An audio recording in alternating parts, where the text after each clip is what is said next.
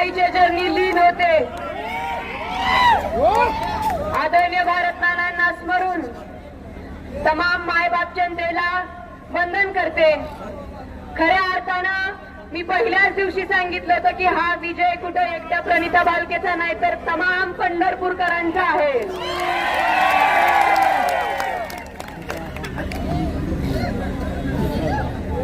नानांच्या पाठीमागं मला कधी तुम्ही सगळ्यांनी एकटं पडू दिलं नाही आणि खऱ्या अर्थानं हा विजय जो आहे तो स्वाभिमानी पंढरपूरकरांचा आहे.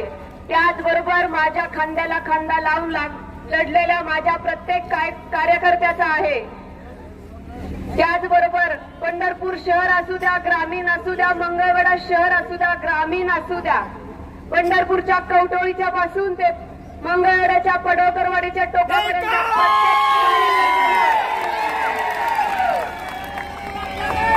माझ्यासाठी इथं लढा उभारलेला आहे आणि हा जो विजय आहे तो मी सर्व पंढरपूरकर आणि तसंच माझ्यासोबत काम करणाऱ्या तमाम माझ्या कार्यकर्त्यांना समर्पित करते.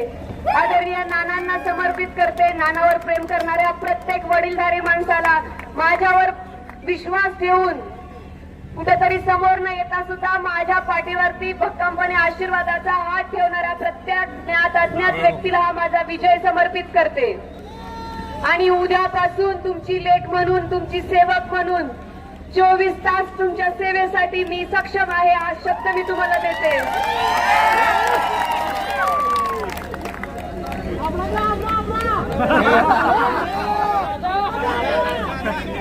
भालके कुटुंबावर तुम्ही जे आम्हाला प्रेमाने आशीर्वाद दिले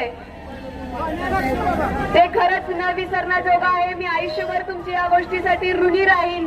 मी कुणावर टीका करायला आलेली नाही.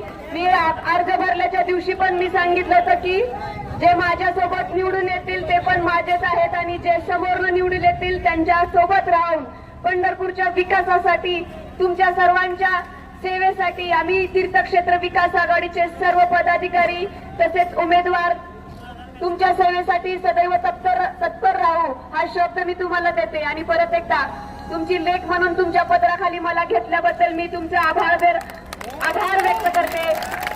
आणि परत एकदा हा विजय आपल्या सर्वांचा आहे तर तुम्हा सगळ्यांना देखील मी या विजयाच्या शुभेच्छा देते आणि थांबते.